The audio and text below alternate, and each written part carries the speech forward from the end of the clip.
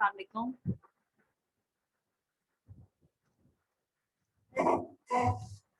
Students आवाज आ रही है?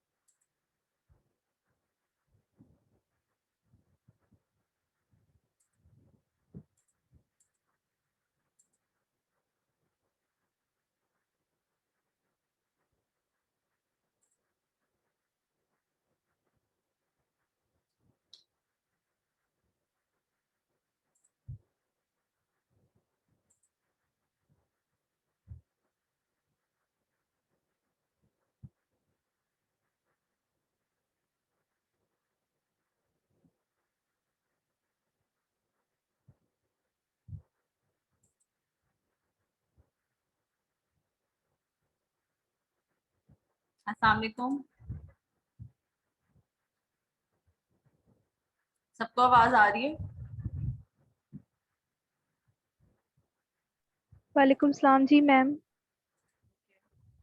स्टूडेंट्स, मैंने आज आपको एक इम्पॉर्टेंट बात बतानी है। आपके लिए गुड न्यूज़ है कि आज का जो लेक्चर है वो मैं क्विज में शामिल नहीं कर रही, because this lecture is having so much diseases, respiratory diseases आज के लेक्चर में।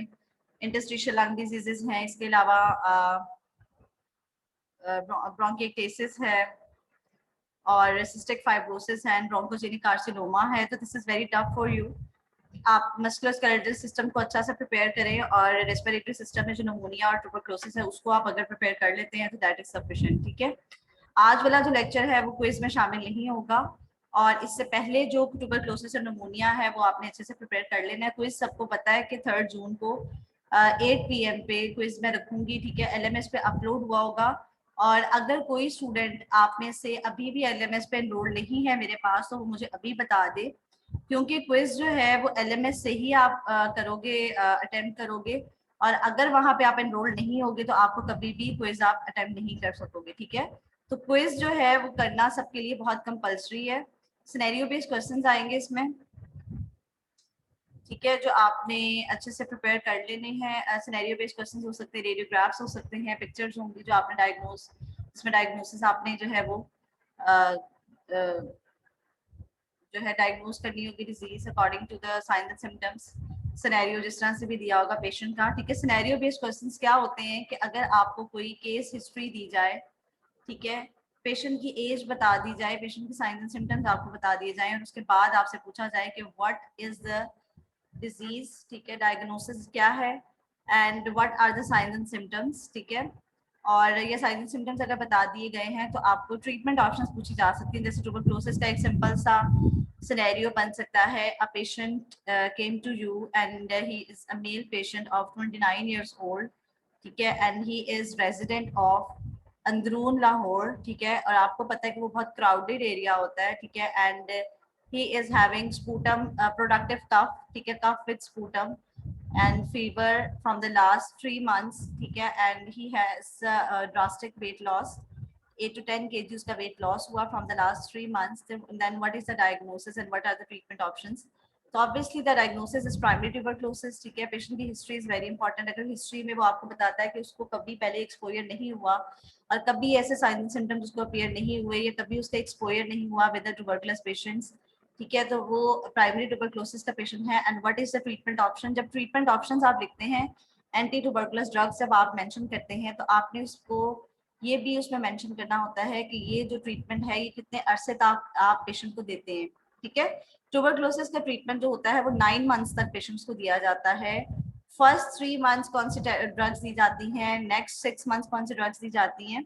एंड अनदर इंपॉर्टेंट थिंग, अगर उस सिनेरियो में आपसे सर्वेलेंस ऑफ द पेशेंट पूछी जाएगी तो वो आपने पॉइंट्स के फॉर्म में लिखना होगा कि पेशेंट की सर्वेलेंस के लिए आपको उसको मंथली बुलाना होता है for liver function test and also for sputum for acid fast bacillus. जी मलाइका अजहर. मैम अक्सर टाइम कम होता है तो अगर डिजीज के जो 2 नेम्स हैं उसमें से हम कोई भी एक लिखते हैं तो ये सही है. बच्चे सेकेंडरी ट्यूबरकुलोसिस, बच्चे आपने प्राइमरी अगर वो सिनेरियो प्राइमरी का है तो आप प्राइमरी ही मेंशन करोगे. प्राइमरी चिल्ड्रन में मोस्ट कॉमनली देखी जाती है और अर्ली एज में 29 इयर्स ऑफ एज है, 20 इयर्स ऑफ एज है, 15 इयर्स का कोई पेशेंट है, चिल्ड्रन है, तो उसमें प्राइमरी ट्यूबरकुलोसिस ही होती है. या आपको अगर इन्वेस्टिगेशंस में ग्रैनुलोमेटस चेंजेस बता दी गई हैं, गोन फोकस अगर बता दिया गया है, गोन कॉम्प्लेक्स बता दिया गया है, तो वो भी प्राइमरी ट्यूबरकुलोसिस ही है, ठीक है. सेकेंडरी ट्यूबरकुलोसिस को आपको इस तरह से सिनेरियो आ सकता है कि ओल्ड एज पेशेंट है, या तो वो इम्यूनो कॉम्प्रोमाइज्ड है, ठीक है, या उसको पहले प्राइमरी ट्यूबरकुलोसिस हो चुकी है एंड अगेन अब वो जो है वो सफर कर रहा है विद द डिजीज. उसकी लैब फाइंडिंग्स में हो सकता है, एक्स्ट्रा फाइंडिंग्स में मैं आपको कैविटरी जो कैविटेशंस हो जाती हैं डेवलप्ड लंग्स में वो मैं आपको बता दूं, तो आपके पास इतने हिंट्स होंगे कि आप उसको डायग्नोज कर लो, ठीक है. तो प्राइमरी और सेकेंडरी में आपको डिफरेंशिएट करना आना चाहिए. खाली ट्यूबरकुलोसिस जो भी लिखेगा वो करेक्ट नहीं होगा आपका आंसर, ठीक है. समझ आ गई? जी मैम. और क्वेश्चंस कितने होंगे और टाइम?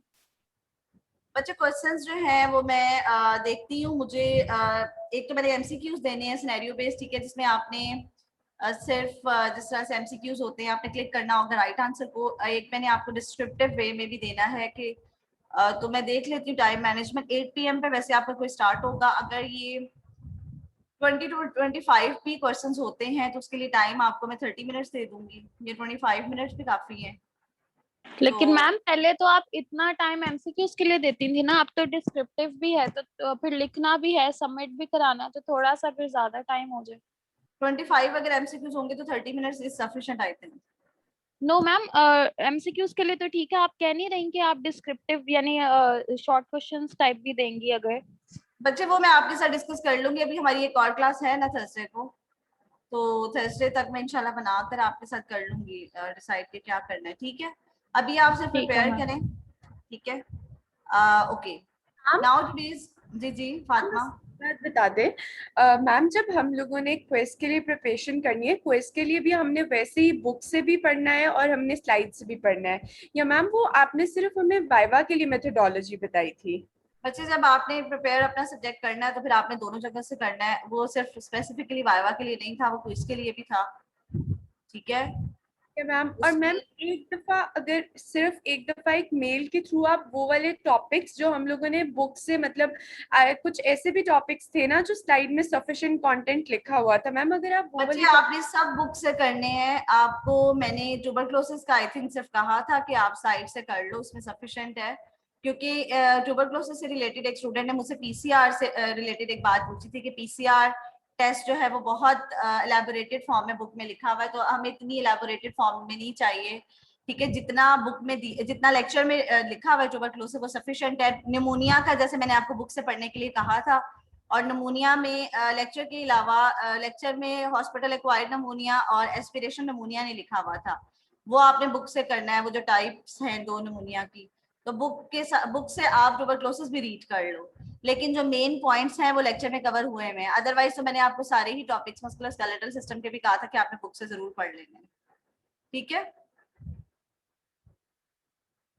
ठीक है ma'am. Okay, Ji, let's start our today's lecture. This is about interstitial lung diseases and miscellaneous lung diseases. We have to cover interstitial lung diseases, bronchiectasis, cystic fibrosis, and bronchogenic carcinoma in this lecture. This lecture is very important because these diseases are very important diseases of medicine. First of all, what is interstitial lung diseases? This is very important. Interstitial lung diseases is basically a group of lung diseases affecting the interstitium of the lungs.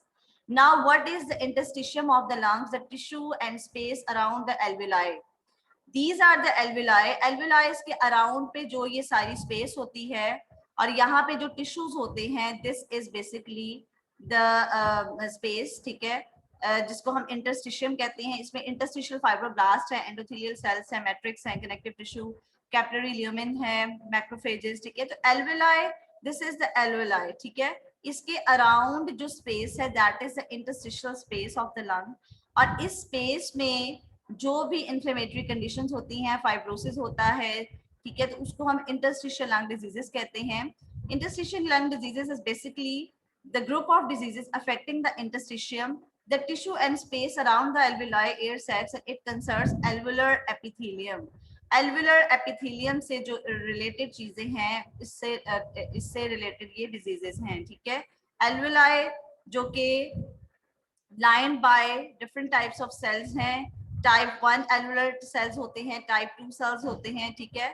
तो these are all about interstitial lung diseases. Pulmonary, capillary, endothelium है, basement membrane and perivascular and perilymphatic tissues हैं.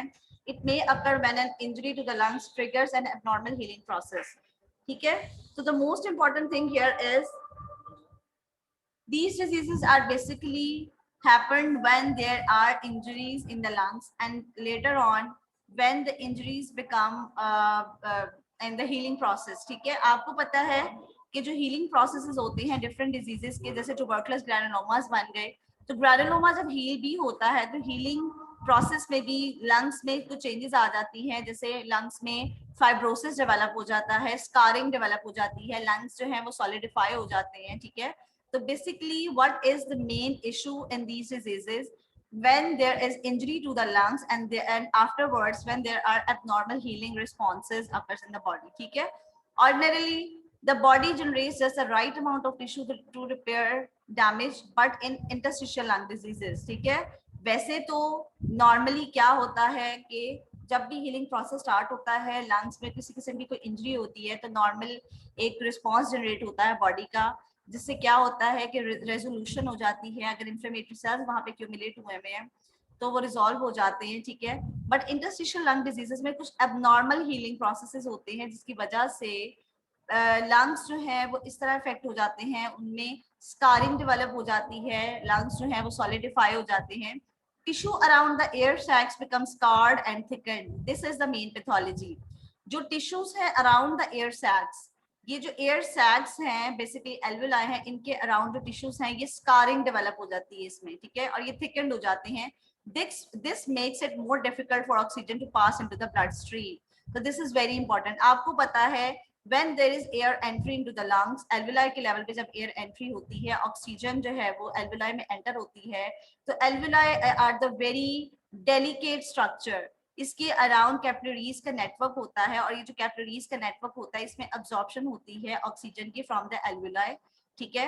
और अगर alveoli के around जो है scarring और thickening develop हो जाएगी तो क्या होगा, passage of oxygen from the alveoli to the blood stream जो है वो डिक्रीज हो जाएगी, ठीक है. तो पेशेंट साइनोज्ड हो जाएगा, ठीक है. तो this is basically the interstitial lung diseases which occurs in the interstitium of the lungs, ठीक है. एल्वुलाई के अराउंड ये जो इंटरस्टिशियम है, ये इंटरस्टिशियल स्पेसेस हैं, ठीक है. The space between alveoli, capillaries and Airways.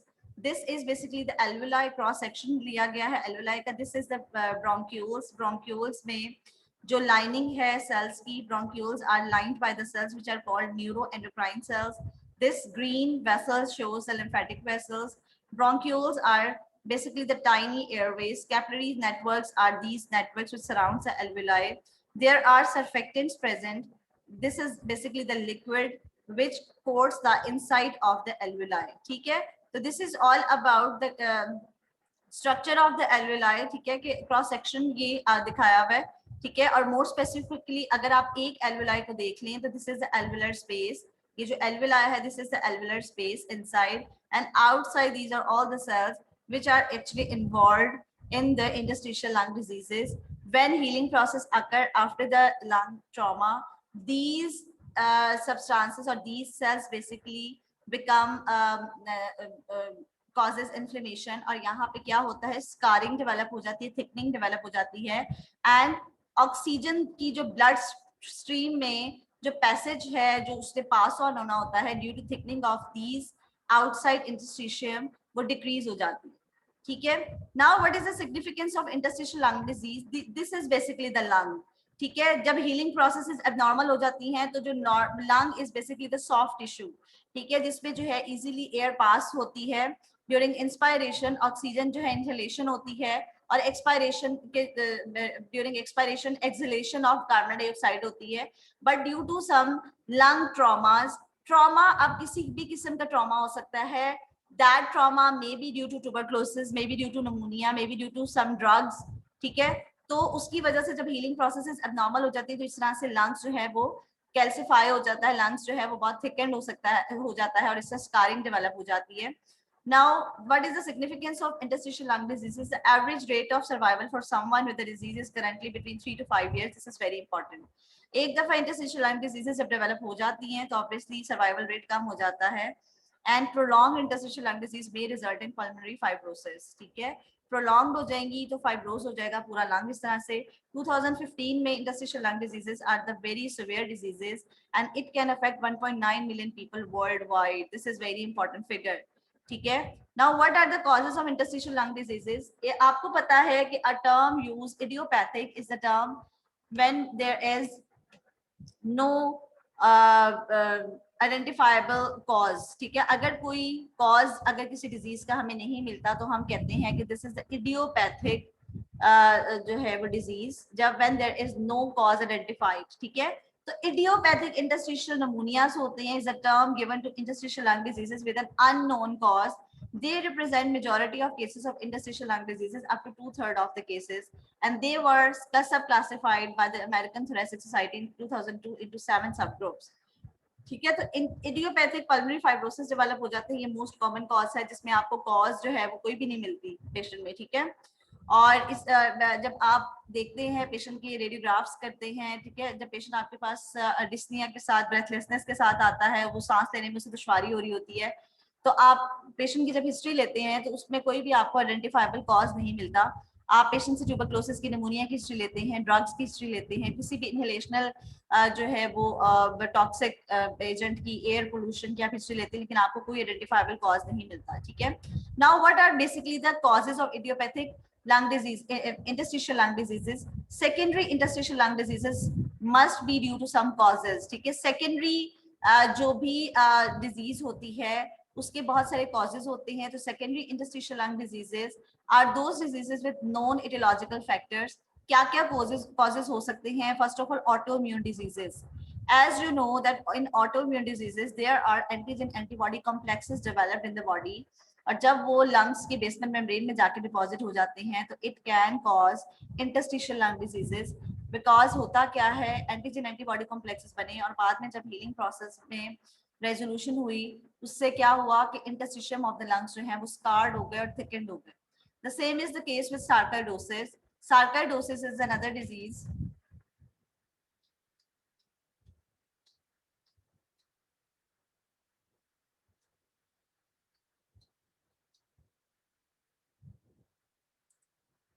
Sarcoidosis is basically interstitial lung disease, a rare disease characterized by discrete accumulation of inflammatory cells and matrix proteins, ठीक है, granulomas बन जाते हैं।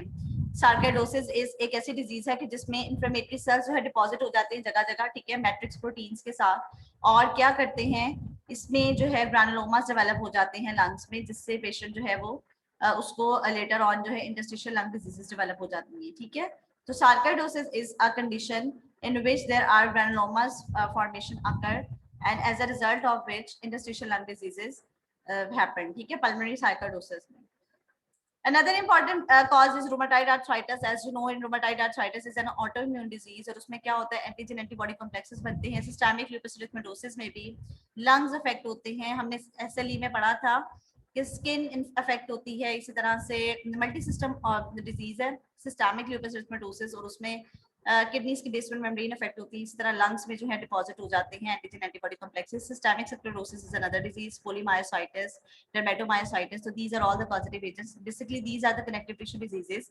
इनहेल्ड सब्सटेंसेस की वजह से इंटरस्टिशियल हो जाती हैं इंटरस्टिशियल लंग डिजीजेस, सिलिकोसिस में, एस्बेस्टोसिस में, ठीक है। इनहेलेशनल आपको पता है कोल माइनर्स जिस तरह से होते हैं और इनहेलेशनल जो इंजरीज हो जाती हैं कार्बन डाइऑक्साइड जो है इनहेलेशन की वजह से, इसी तरह सिलिकोसिस फैक्ट्रीज में, एस्बेस्टोसिस फैक्ट्रीज में, इनऑर्गेनिक सब्सटेंसेस के इनहेलेशन की वजह से जो लंग टिश्यूज हैं वो स्कारिंग हो जाती है और थिकन्ड हो जाती हैं और एयरवेज डिक्रीज एयर एंट्री हो जाती है into the lungs.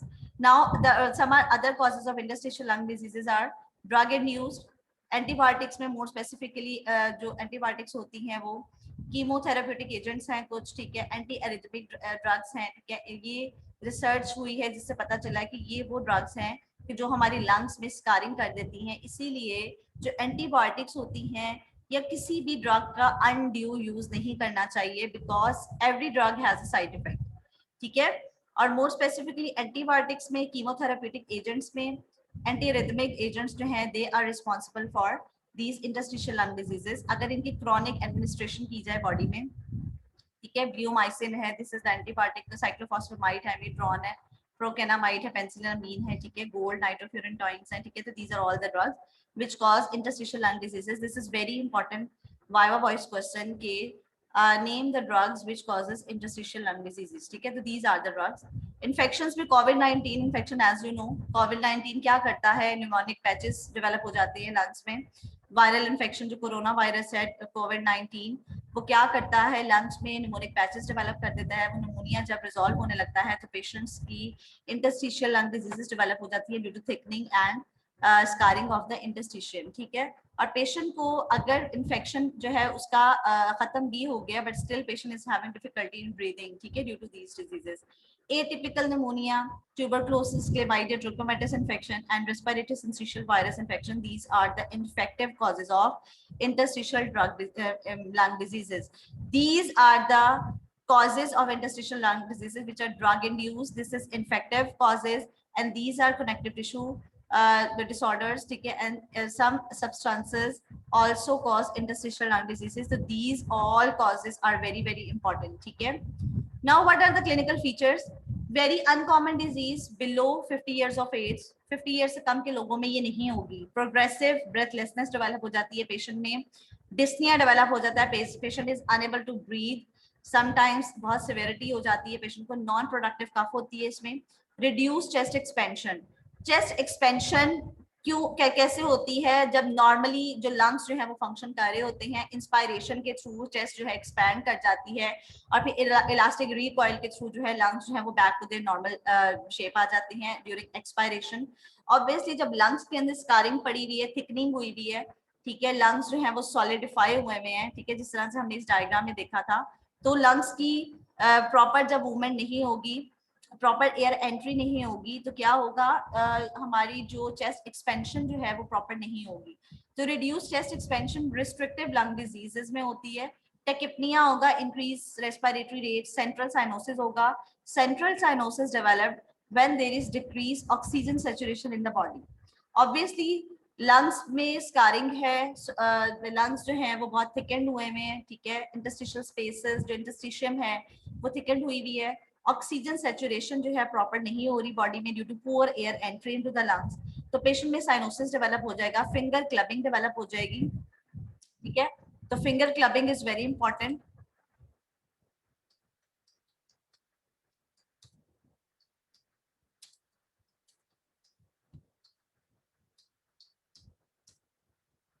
Pulmonary causes of clubbing जो है, क्लबिंग बेसिकली हार्ट डिजीजेस में और लंग डिजीजेस में डेवलप हो जाती है। और फिंगर्स जो है वो इस तरह से club, these are club fingers, ठीक है, इस तरह से जो है वो क्लबिंग डेवलप होती है। And what are the pulmonary causes? Pulmonary causes में जो डिजीजेस हैं जो क्लबिंग कॉज करती हैं, that are bronchitis, cystic fibrosis and lung abscesses, ठीक है, या क्रॉनिक लंग इन्फेक्शंस होते हैं। इसी तरह से क्लबिंग जो है इंटरस्टिशियल लंग डिजीजेस में भी डेवलप हो जाती है। तो pulmonary causes of finger clubbing आपको पता होने चाहिए, सिस्टिक फाइब्रोसिस है और इसके अलावा जो है वो ब्रोंकाइटिस है। फाइन इंस्पायरेटरी ट्रैकल्स डेवलप हो जाते हैं एट द लंग बेसिस, ठीक है। इंस्पायरेटरी ट्रैकल्स क्या होते हैं?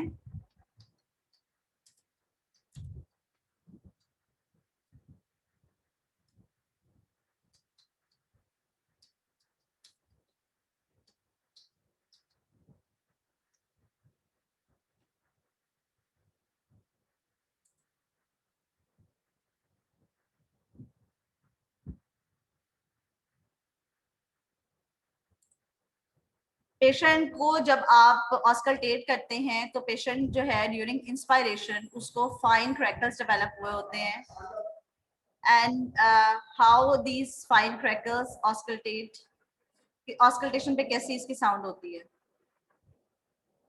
आवाज आ रही है सबको? पेशेंट को आप ब्रीथ करवाते हैं, लंग टिश्यूज जो है वो स्कार्ड हैं, थिकन्ड हैं, तो ड्यूरिंग इंस्पायरेशन जब आप पेशेंट से कहते हैं कि आपने सांस लेना है, ठीक है, आपने सांस अंदर भरना है, तो इस तरह से इंस्पायरेटरी फाइन क्रैकल्स डेवलप होते हैं पेशेंट्स में विद इंटरस्टिशियल लंग डिजीजेस। ठीक है, now what is how to diagnose, investigation is tailored towards the symptoms and science.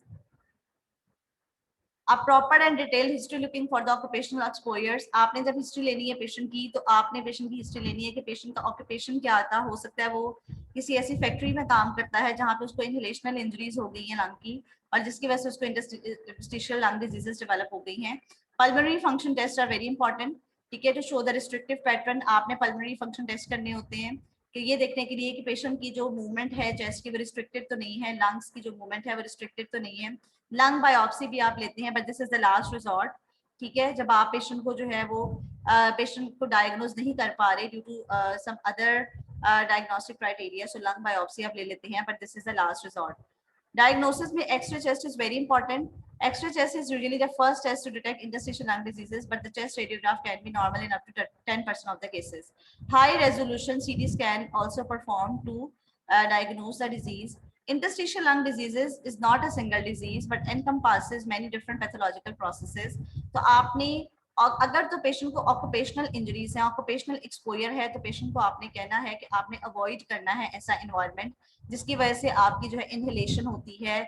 जैसे एस्बेस्टोस फैक्ट्री में वो अगर काम करता है, आर्सेनिक फैक्ट्री में करता है, या कोल माइनर है, तो आपने उसे कहना है कि आपने अवॉइड करना है, आप अपना ऑक्यूपेशन चेंज कर लें because it affects your lungs now. ठीक है, and if the drug is a cause, तो आप डिसकंटिन्यू करते हैं उस ड्रग को।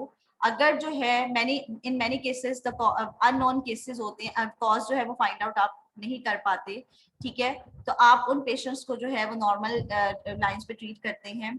कनेक्टिव टिश्यू डिसऑर्डर्स अगर हैं, और या फिर पेशेंट जो कॉर्टिकोस्टेरॉइड्स प्रेडनिसोलोन लेता है, कनेक्टिव टिश्यू डिसऑर्डर्स को और अननोन जो कॉजेज होते वाले पेशेंट्स होते हैं उनको आप कॉर्टिकोस्टेरॉइड्स देते हैं in order to treat the patient. Steroids आपको पता है, steroids are the magical drugs. ठीक है, जो स्टेरॉइड्स आप देते हैं पेशेंट की इन्फ्लेमेटरी कंडीशंस को कम करने के लिए। ठीक है, some people respond to immunosuppressant treatment. Immunosuppressant treatment आप कब देते हैं? When there is some autoimmune diseases in the body. ठीक है, इम्यूनोसप्रेसेंट ट्रीटमेंट क्या होता है? इम्यूनिटी को सप्रेस करने के लिए जो ट्रीटमेंट दिया जाता है। And oxygen therapy obviously is a best therapy if low oxygen levels है बॉडी में। ठीक है, तो this is all about interstitial lung diseases. Interstitial lung diseases book से भी आपने पढ़ लेना है। ठीक है, और इसको आपने causes are very important, ठीक है, treatment options are very important, the diagnostic criterias are very important. ये लेक्चर मैंने अब क्विज में शामिल नहीं किया, इंशाल्लाह नेक्स्ट जो क्विज दूंगी उसमें ये लेक्चर शामिल होगा। ठीक है, तो आपने इसको अच्छे से प्रिपेयर कर लेना। Now the next topic of today's lecture is bronchiectasis. Bronchiectasis is a very important disease. Bronchiectasis is basically a chronic permanent dilatation of bronchi due to destruction of elastic and muscular layers of bronchial walls. ठीक है, basically this is the main bronchus, ठीक है, और वो आगे terminal bronchus बन के जब जो है bronchioles में डिवाइड होता है, तो these are basically the bronchioles. This is a normal lung. यहाँ पे bronchioles की dilatation हो जाती है in bronchiectasis because the bronchioles are lined by elastic tissues and muscular tissues. ये elastic और muscular tissues ही basically क्या करते हैं कि bronchioles की जो normal shape होती है उसको maintain रखते हैं।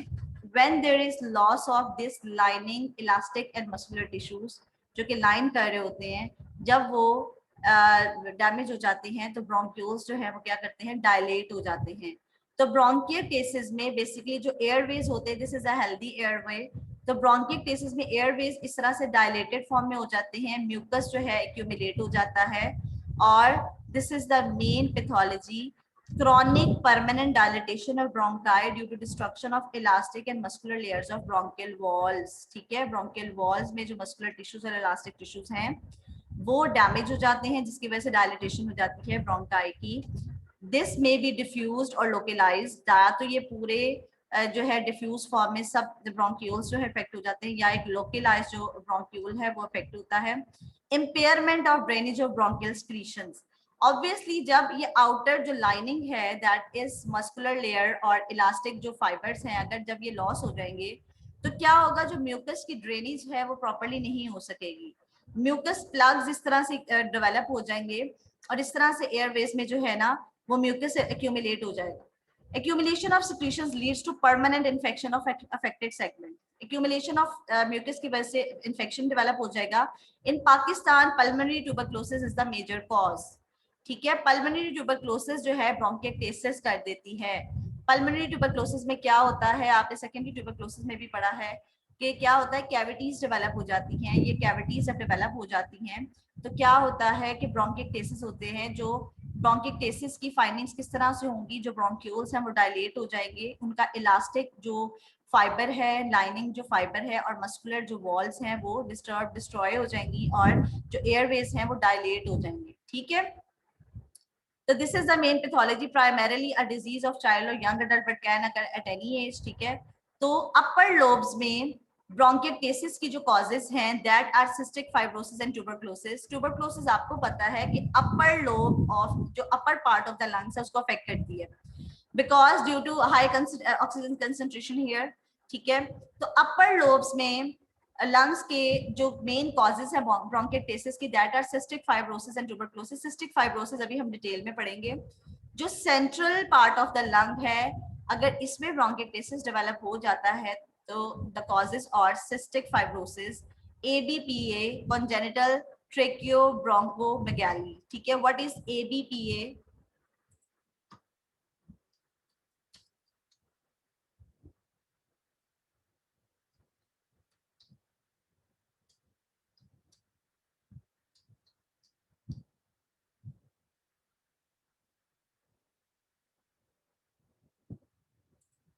ABPA is basically allergic bronchopulmonary aspergillosis. Aspergillosis is basically fungal infection। ये infection मैं आपको पहले भी बता चुकी हूँ, आई थिंक हमने इसको सुपर एडेड इन्फेक्शन के तौर पे पढ़ा था इन सेकेंडरी ट्यूबरक्लोसिस। ठीक है, तो एस्परजिलोसिस जो फंगल इन्फेक्शन होता है उसकी वजह से क्या होता है कि जो centre part of the lungs है उसमें ब्रोंकिएक्टेसिस डेवलप हो जाता है and the lower part of the lung are affected by bronchiectasis. by these reasons, childhood infection, aspirations and immunodeficiency। ठीक है, तो ब्रोंकिएक्टेसिस क्या है? It is a chronic inflammatory condition है जिसमें जो ब्रोंक्यूल्स हैं वो डायलेट हो जाती हैं due to damage to the elastic fibres and muscular fibres lining the bronchioles. ठीक है, कॉजेज उसके डिफरेंट कॉजेज हो सकते हैं। मेन कॉज इसका प्राइमरी ट्यूबरक्लोसिस भी हो सकता है, cystic fibrosis is another cause. इसी तरह से फंगल इन्फेक्शंस है, एस्परजिलोसिस इन्फेक्शंस हैं, इम्यूनो कॉम्प्रोमाइज पेशेंट्स में इस तरह से डेवलप हो जाती है। और एस्पिरेशन निमोनिया पड़ा था जिसमें ओरोफेरिंक्स सिक्रीशंस जब लंग्स में जो है वो आ जाती है, पेशेंट एस्पिरेट कर लेता है secretions from the oropharynx or nasopharynx। ठीक है, now what are the causes of bronchiectasis? Cystic fibrosis is the main cause. Cartaginer syndrome, what is Cartaginer syndrome? It is immotile cilia syndrome.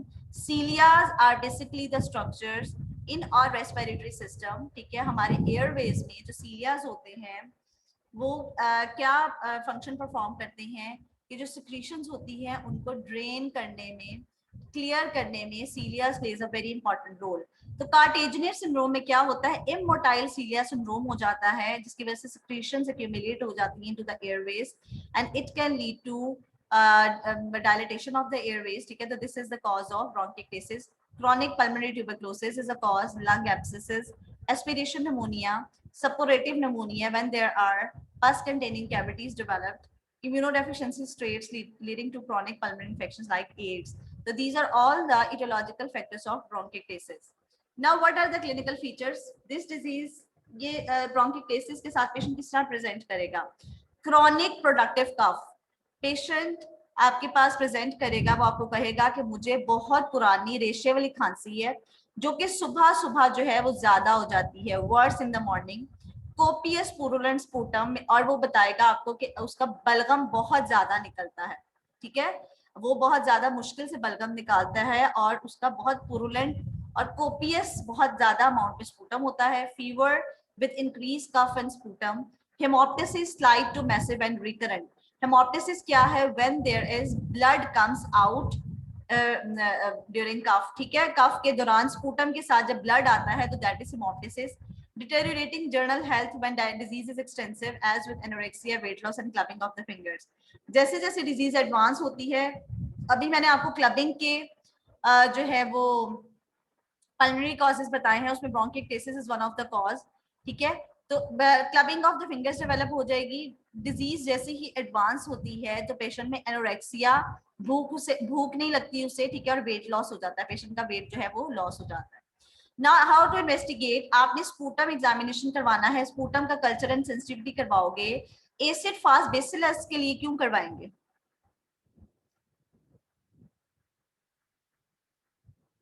Sputum examination for culture and sensitivity हमने करवाना है इसमें. Why for acid fast bacilli, कौन बताएगा?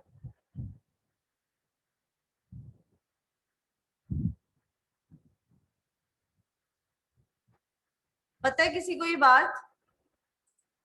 55 की class में कोई बच्चा मुझे बताएगा कि हम sputum for acid fast bacilli क्यों करवाएंगे? Ma'am, to detect tuberculosis causing bacteria. Tuberculosis को रूल आउट करने के लिए, because tuberculosis is a main causative agent, main cause है इसका ब्रोंकिक्टेसिस का. ठीक है, इटियोलॉजिकल फैक्टर्स में हमने पढ़ा है कि जो पल्मोनरी जो क्रॉनिक ट्यूबरक्लोसिस होती है वो ब्रोंकिक्टेसिस कॉज कर देती है. तो आपने एसिड फास्ट बेसिलाई जो है करवाने हैं, स्पूटम कल्चर एंड सेंसिटिविटी करवाना है, उसमें ये देखने हैं. Chest x-rays are very important. Chest x-ray पे आपको सिस्टिक ब्रोंकिक्टेटिक स्पेसेस मिलेंगी seen in advance case. Honey comb appearance होती है एट लंग बेसिस. ठीक है, जिस तरह शहद की मक्खियों का वो छत्ता होता है ना, उस तरह से हनी कोम अपीयरेंस होती है इसमें ब्रोंकिक्टेसिस में.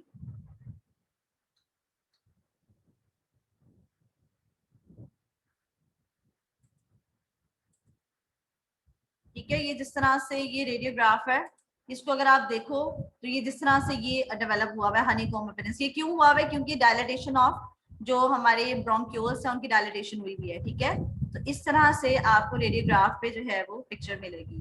ठीक है, तो this is the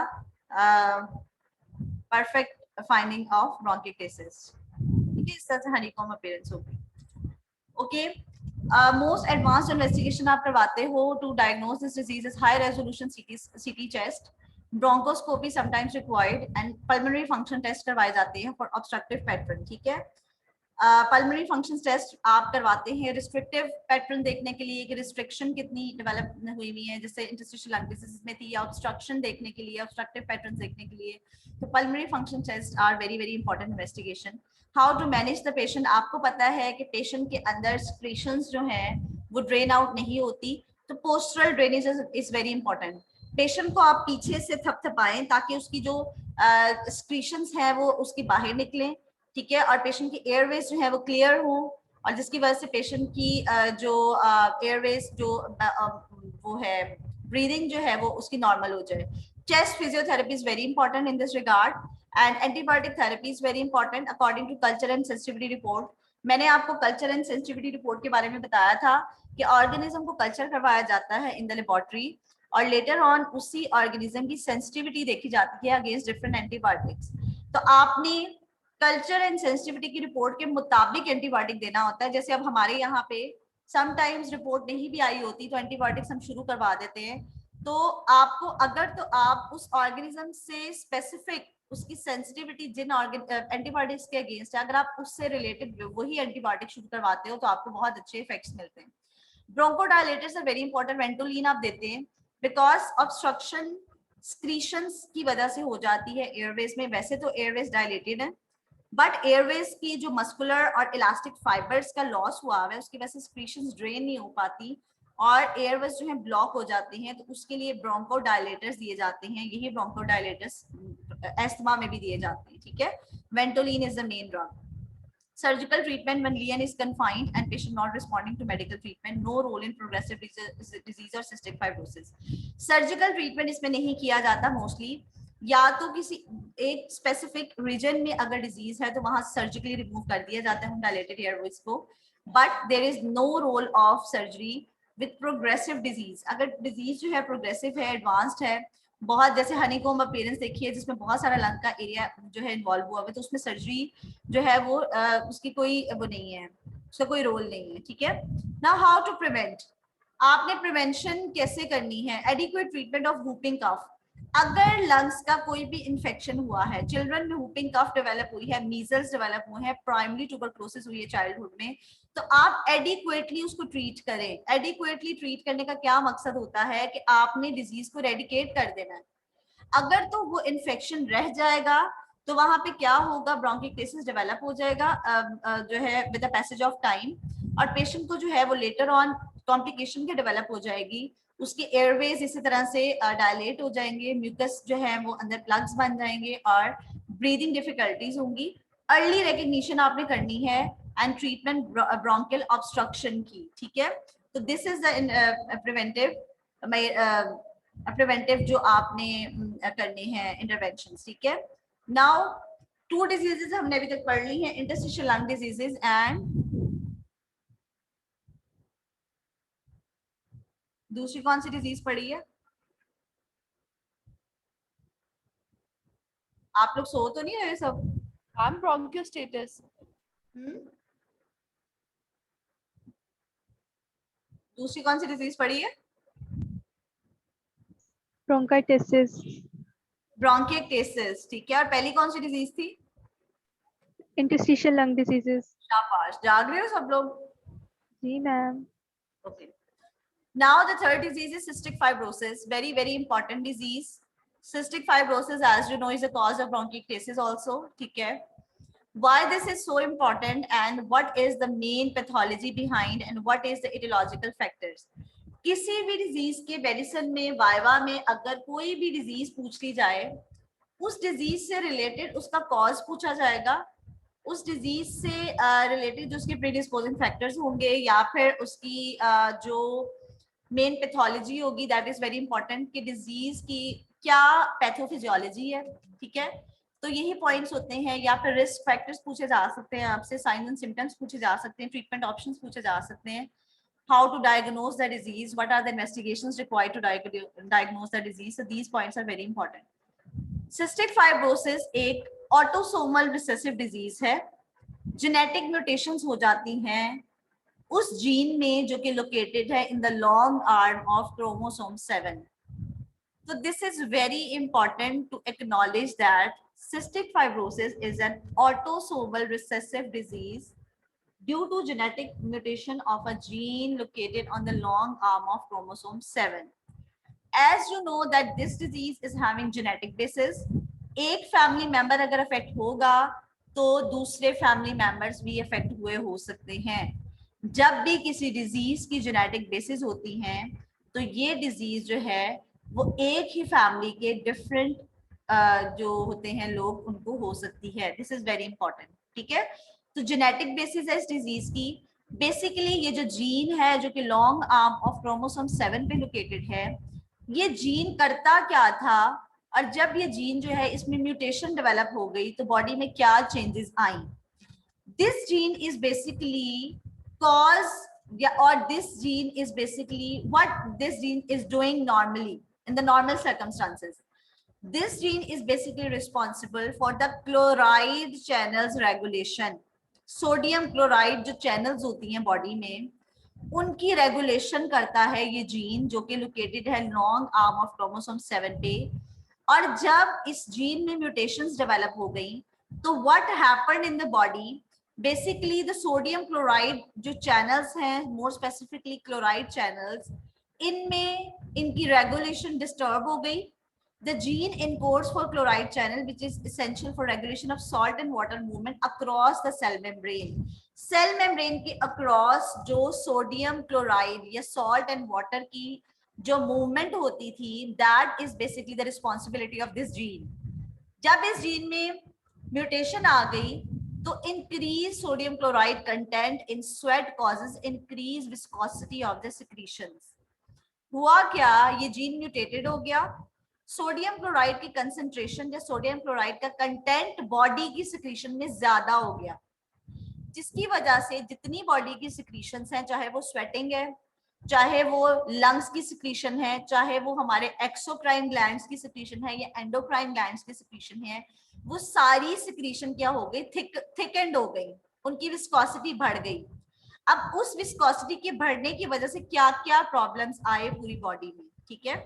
increase sodium chloride content in sweat causes increase viscosity of the secretion. सबसे पहले जो हमारा स्वेट ग्लैंड है जिससे पसीना आता है, एक्सोक्राइन ग्लैंड है। एक्सोक्राइन ग्लैंड कौन से होते हैं, जो कि आउटर बॉडी के बाहर जो है सिक्रीशंस अपनी ड्रेन करते हैं, ठीक है। Endocrine gland directly secretions drain करते हैं into the blood. Exocrine glands की डक्ट्स होती हैं जो कि आउटसाइड द बॉडी सिक्रीशंस को ड्रेन करती हैं। सिस्टिक फाइब्रोसिस के पेशेंट का जो पसीना स्वेट होगा वो क्या होगा, कंसंट्रेटेड होगा, उसमें high content of sodium chloride होगा। Increased sodium chloride content in the sweat causes increased viscosity of the secretion produced by exocrine glands, which obstructs the ducts of glands and ultimately destruction of the glandular tissue. जब secretion thickened हो गई तो जो ducts थी वो block हो गई और उसकी वजह से डिस्ट्रक्शन हो गया ग्लैंडुलर टिश्यू का।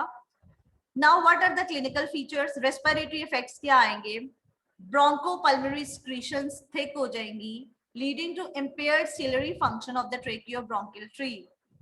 सिक्रीशंस थिक हो गई, वहां पे सीलिया जो है उन्होंने प्रॉपर्ली सिक्रीशंस को ड्रेन नहीं किया, क्लियर नहीं किया, तो क्या हुआ, जब रिकरेंट ब्रोंकोपल्मोनरी इन्फेक्शंस होंगे स्पेशली ब्रोंकियोटिस, तो पेशेंट जो है वो कफ विद स्पूटम और हेमोप्टिसिस के साथ प्रेजेंट करेगा। पेशेंट को साइनोसाइटिस डेवलप हो जाएगा, जो साइनसेस की सिक्रीशंस है वो भी थिकेंड हो जाएंगी। पेशेंट को फेशियल पेन्स होंगे, पुरुलेंट नेजल डिस्चार्ज होंगे, क्लबिंग डेवलप हो जाएगी ड्यू टू पस इन द लंग्स। अब लंग्स में इन्फेक्शंस क्यों हो रहे हैं, बिकॉज लंग्स की सिक्रीशन थिक हो गई हैं, सिक्रीशंस क्लियर नहीं हो रही ड्यू टू सीलिया, वहां पे सिक्रीशंस पड़ी हुई हैं वो इन्फेक्टेड हो गई हैं, ठीक है। Another important thing is nasal polyps develop हो जाते हैं ओल्डर चिल्ड्रन में। स्पॉन्टेनियस नीमोथोरेक्स डेवलप हो जाते हैं। What is नीमोथोरेक्स, pneumothorax is a condition when there is air accumulation in the pleural cavity. Cor pulmonale develop हो जाता है। What is cor pulmonale? It is right sided heart failure due to increased secretory changes in the right side of the lungs. Respiratory failures develop हो जाते हैं, तो this is cystic fibrosis. अगर अभी तक कुछ समझ नहीं आया तो अभी पूछ लें, क्योंकि इस डिजीज को समझना बहुत जरूरी है।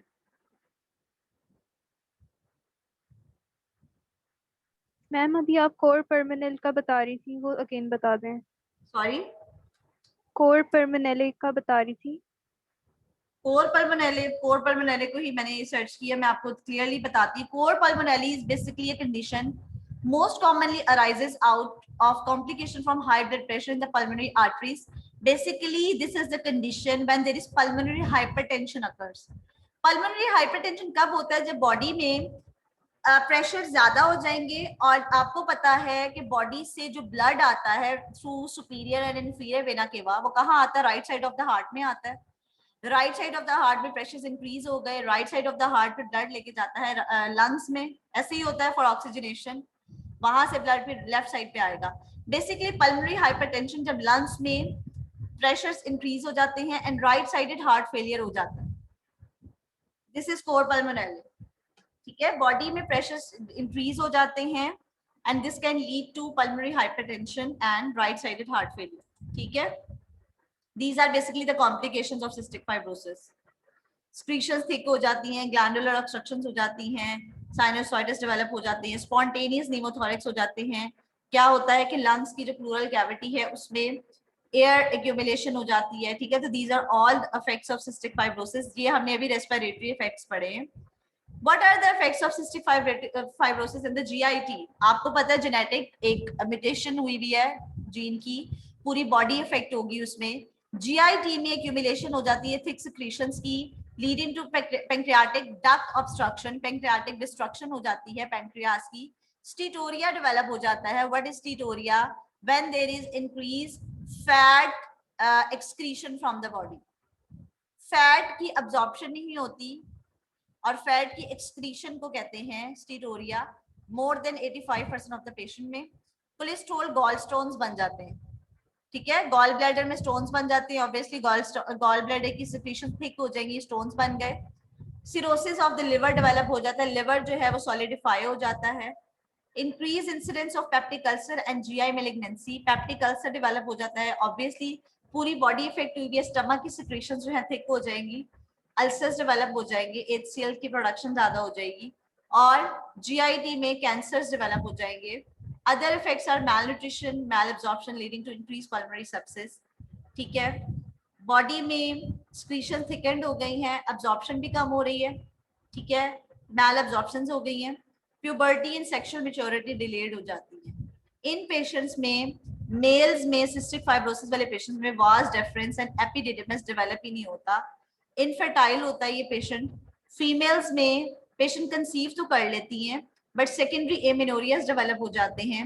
सेकेंडरी एमेनोरियस क्या होती हैं कि एक दफा मेंस्ट्रुएशन स्टार्ट हो गई बट बीच में लाइफ में रिप्रोडक्टिव एज में पेशेंट की जो पीरियड्स हैं वो स्टॉप हो गए, this is secondary amenorrhoea. Basically जो हमारे रिप्रोडक्टिव हार्मोन्स हैं उसको अफेक्ट करती है ये सिस्टिक फाइब्रोसिस, ठीक है, सिक्रीशंस हैं वो भी, ठीक है। जॉइंट डिजीजेस डेवलप हो जाती हैं और डायबिटीज डेवलप हो जाती है इन पेशेंट्स विद सिस्टिक फाइब्रोसिस, ठीक है बच्चों। यहां तक समझ आ गई है? जी मैम। डायग्नोस कैसे करेंगे? आपको पता है कि स्वेट में सोडियम क्लोराइड का लेवल ज्यादा हो जाएगा, स्वेट का टेस्ट करेंगे, उसमें हमने देखना है सोडियम क्लोराइड का लेवल जो कि होगा more than 60 milli equivalent per litre. But अगर ये टेस्ट नॉर्मल भी आएगा तो हम डिजीज को रूल आउट नहीं करेंगे, there are some other test to diagnose the disease. Family histories are very important, मैंने आपको बताया जब जेनेटिक बेसिस होती है किसी डिजीज की तो फैमिलीज में अगर एक किसी बहन भाई को ये डिजीज है तो दूसरे को भी हो सकती है, ठीक है, म्यूटेशन जीन्स की। ब्लड DNA एनालिसिस करवाया जाता है for gene defect. Absent vas deferens और एपिडिडिमस अगर किसी मेल में है, एक पेशेंट आया आपके पास इनफर्टाइल है, ठीक है, इनफर्टिलिटी के ट्रीटमेंट के लिए आया है, आपने उसका अल्ट्रासाउंड करवाया और उसका एपिडिडिमस और वास डिफरेंस नहीं है बना हुआ, डेवलप नहीं हुआ हुआ, तो सिस्टिक फाइब्रोसिस में ये चीज होती है। तो डायग्नोस करने के लिए डिजीज आप अल्ट्रासाउंड करवा के ये चीज भी देख सकते हैं। How to manage postural drainage chest physiotherapy, वही सेम इन सब डिजीजेस को हमने एक लेक्चर में रखा ही इसलिए है कि इसमें भी क्या होता है, चेस्ट फिजियोथेरेपी रिक्वायर्ड होती है थिक सिक्रीशंस को बाहर निकालने के लिए। Inhaled recombinant human DNase to reduce the sputum viscosity, this is very important, ठीक है। क्या देते हैं? इनहेल्ड डीनेज, डीएनएज, ठीक है।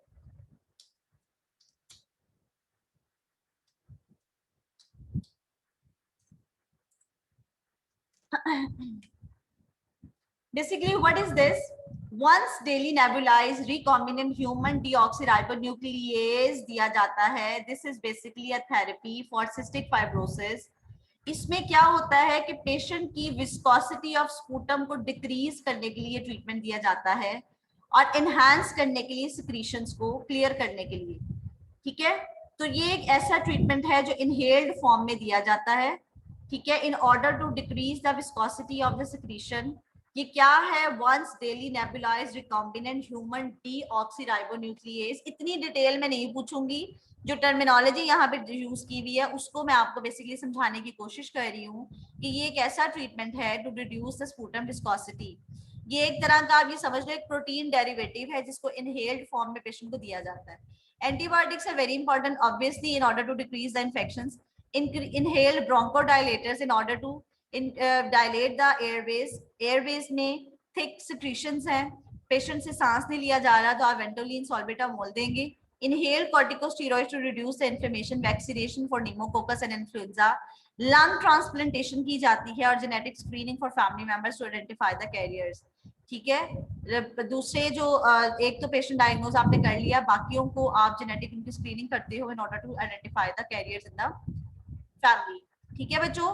अब ये लास्ट टॉपिक है आज के लेक्चर का, ये आप पढ़ लें और उसके बाद इंशाल्लाह हमारा लेक्चर खत्म हो जाएगा, ठीक है। ये सब डिजीजेस एक दफा बुक से पढ़ जरूर लेनी है, कोई अगर पॉइंट मिस हो जाता है या उसमें से कोई पूछने वाला पॉइंट है तो आप पूछ लें, ठीक है। Okay, the last topic is bronchogenic carcinoma. As you know that as the name indicates that this is a malignancy, malignant tumor, not benign. Most common tumor है men में, and second most common tumor in females after breast carcinoma. आपको पता है कि females में जो most common carcinoma है nowadays that is breast carcinoma, जिसकी वजह से स्क्रीनिंग करवाई जा रही है पेशेंट्स की at the age of 40 and below in order to diagnose the breast carcinoma. तो मेल्स में मोस्ट कॉमन कार्सिनोमा है and females में after breast carcinoma this is the most common malignant tumor. Mostly patients affected when they are more than 50 years of age. There are different types of the carcinomas developed under this heading. Different cell types हैं.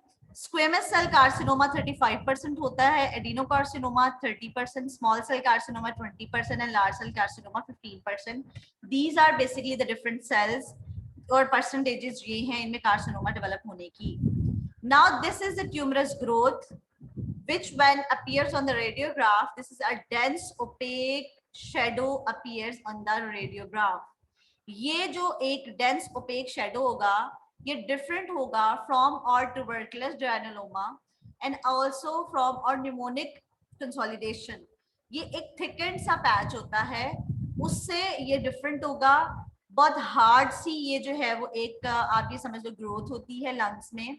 और this is basically the growth of the bronchogenic carcinoma. Now what are the risk factors? Very very important. जितनी भी inhalational occupational injuries हैं, अगर तो patient asbestos की factory में काम करता है, पेशेंट कोल डस्ट में काम करता है, पेशेंट आयोनाइजिंग रेडिएशन में काम करता है, सिरेमिक इंडस्ट्री में काम करता है, क्रोमियम इंडस्ट्री में करता है, विनाइल क्लोराइड प्लास्टिक वर्कर है, and the most important one is the cigarette smoking. अगर सिगरेट स्मोकर है तो जितनी भी इनहेलेशनल इंजरीज हैं, पेशेंट बहुत ज्यादा पोल्यूटेड एनवायरनमेंट में रहता है, एयर पोल्यूशन है, तो ये सब ही कॉजेज हैं for bronchogenic carcinoma. Existing lung damage अगर है, अगर ऑलरेडी लंग में डैमेज है, chronic obstructive pulmonary disease है, ये lung fibrosis है, तो these are all the causes of bronchogenic carcinoma. These are industrial carcinogens. Cigarette smoking is the most important causative agent. Air pollution is one of the cause, and existing lung damage, COPD, lung fibrosis. Developed countries में अब जाकर क्या किया गया है, cycling को बहुत ज्यादा उन्होंने वो किया है, इनकरेज किया है साइकिलिंग को, ठीक है. क्यों? क्योंकि एयर पोल्यूशन जो है वो क्या करती है, बहुत लंग डैमेज करती है, and more specifically bronchogenic carcinoma, ठीक है. Now what are the clinical features? Cough with sputum, most common early symptom. Haemoptysis होगा. ब्रोंकोजेनिक कार्सिनोमा में पेशेंट को खांसी में बलगम में खून आएगा और वो ज्यादा अमाउंट में आता है, ठीक है. Repeated slight episodes of characteristic chest pain होगी. breathlessness due to lung collapse resulting from obstruction of lung large bronchus by tumor mass. Tumor mass इतना बड़ा हो गया कि जो हमारा large bronchus था वही obstruct हो गया, ठीक है, जिसकी वजह से हमारा लंग जो है वो collapse कर गया, ठीक है. तो pleural pain होगी due to long spread local spread to the pleura. जिस तरह से हमारी कैविटेशन ऑफ द ट्यूबरक्लोसिस में बर्स्ट होके प्लूरा तक चली जाती थी, इसी तरह से ये भी प्लूरा को इन्वॉल्व कर लेता है जब ये मोस्ट एडवांस्ड हो जाता है ट्यूमर, ठीक है. डिस्फेजिया होगा ड्यू टू एसोफेजियल स्प्रेड. जब ट्यूमर ऊपर को स्प्रेड करेगा, एसोफेगस को इन्वॉल्व करेगा, पेशेंट को खाने पीने में प्रॉब्लम होगी. सुपीरियर वेना केवा की तरफ अगर ये ग्रो कर गया, सुपीरियर वेना केवा की ऑब्स्ट्रक्शन हो जाएगी. एक होता है पैनकोस्ट सिंड्रोम, जिसमें क्या होता है कि ट्यूमर जो है यहाँ ऊपर मीडियास्टाइनम में आ जाता है,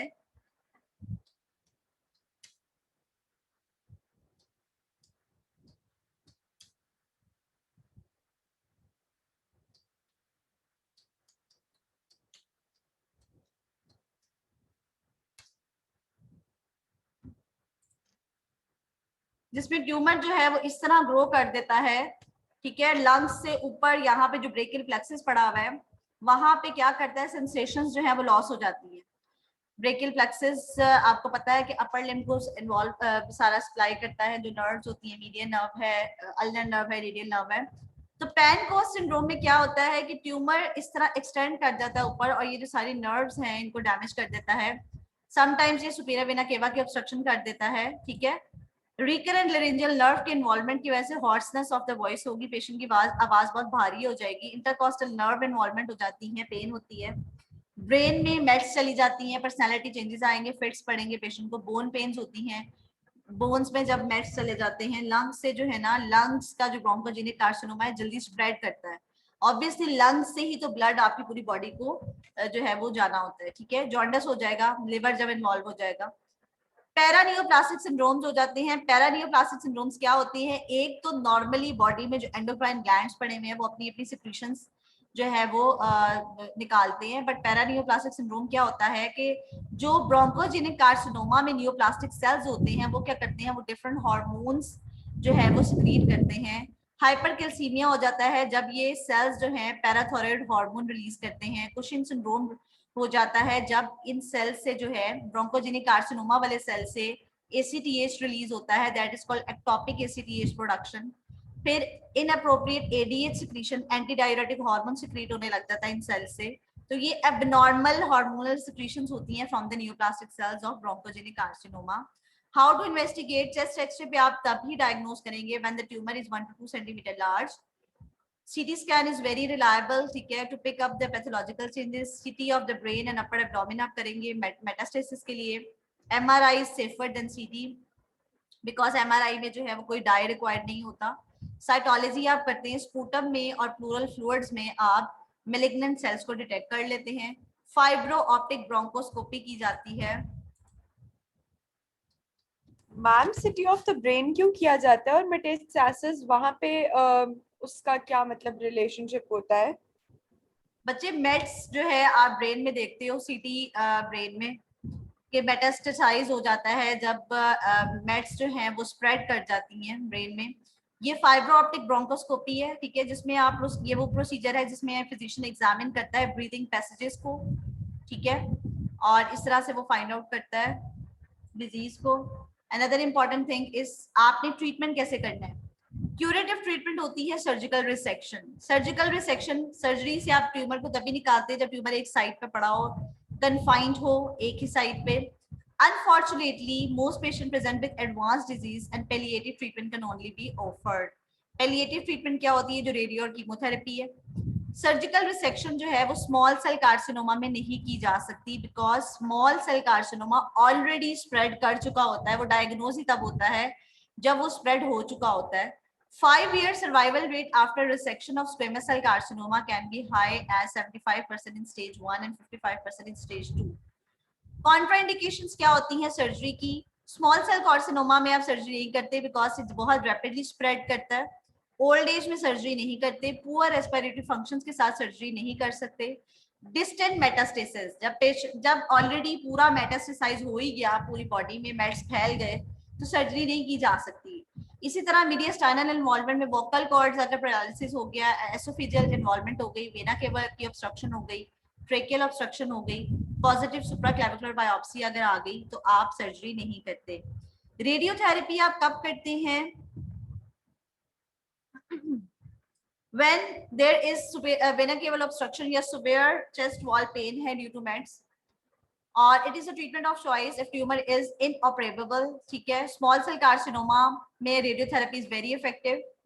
प्रोफाइलेक्टिव भी आप करते हो रेडियोथेरेपी फॉर ब्रेन, ठीक है, कि ये सेल जो है वो ब्रेन में स्प्रेड करने से पहले आप पहले ही रेडियोथेरेपी कर देते हैं. कीमोथेरेपी करते हैं अलोंग विद रेडियोथेरेपी, कॉम्बिनेशन में की जाती है. And what are the chemotherapeutic agents? Vincristine दी जाती है IV, साइक्लोफॉस्फेमाइड है, डॉक्सोरुबिसिन है, IV सिस्प्लैटिन है, and etoposide every 3 weeks for 3 to 6 cycles. आपको पता है कि आपने अगर कभी देखा हो, ये जो कीमोथेरेपी हो रही होती है पेशेंट्स की, वो उनकी जो सेशंस होते हैं कि वो कुछ सेशंस इस तरह से चलते हैं कि 6 months के सेशंस होते हैं, ठीक है. तो ये जो है अकॉर्डिंग टू द कंडीशन होता है पेशेंट का, कितना स्प्रेड है, किस स्टेज पे है ट्यूमर, ट्रीटमेंट में आपने कीमोथेरेपी करनी है. Non small cell carcinoma is not much effective but can be given in non resectable tumours in combination with radiotherapy. बस आपने अपनी माइंड में ये रखना है कि जिन ट्यूमर्स को आप सर्जिकली रिमूव नहीं कर सकते उन ट्यूमर्स में आपने रेडियो अलोंग विद कीमोथेरेपी देनी है, तो उसका बहुत अच्छा इफेक्ट आता है पेशेंट को. लेजर थेरेपी भी की जाती है for destroying the tumour mass ऑक्लूडिंग a large bronchus causing lung collapse. ठीक है. And prognosis very poor. Bronchogenic carcinoma का प्रोग्नोसिस बहुत पुअर होता है.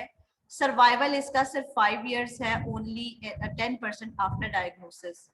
ठीक है. तो this is all about today's lecture. आपने बुक से इसको पढ़ लेना है बच्चों.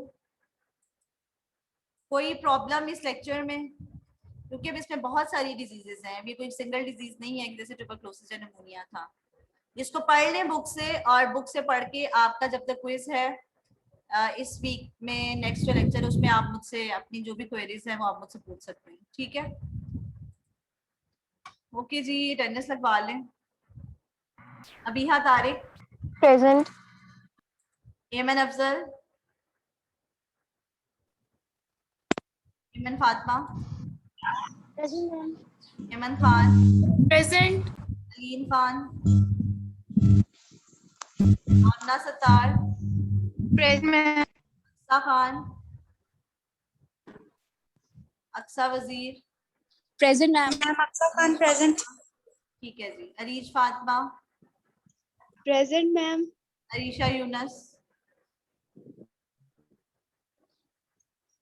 Present. Arooj Fatima. Present ma'am. Asma Maqsood. Present ma'am. Rehman. Present ma'am. Esha Duradia. अभी तो बोल रहे थे. Riha Noor. Present. Fatima Azhar. Present. Fatima Javed. Present. Fatima Naeem. Fatima Nazir. Present ma'am. Tazeen Irfan. Present ma'am. Aadiya Shafayat. Present. Hafiza Iqra Noreen. Present ma'am. Hajra Noman. Present. Hajra Azam Chaudhry. Present. Haya Khan. Ifra Habib. Ifra Fatima. Present. Iram Akmal. Present ma'am. या Munir. Izza Arshad. Present. Awal Tanveer Bhatt. Present. Ashraf Nazir. Aiba Zia. Present. Ashraf Nazir present है. Maheen Maryam. Maira Hafeez. Present ma'am. Malaika Azhar. Maryam Ghauri. Present ma'am. Arya Rauf. Ma'am Malaika sir present. जी. Malaika sir. Okay. Marvi Shahbaz. Present ma'am. Mehreen Bukhari. Present. Minahil Fatima. Present. Ashra Akbar. Present. Namra Riaz. Present. Natalia Amanat. Present. Izzat Zahra. Present. Nimra. Present. Noorlain. Present. Rubab Jahangir. Present. Riha Mushtaq. Present. Rifka Jamshed. Present. Rimsha Mubarak. Rimsha Sohail Bajwa. Present. Rukma Shabir.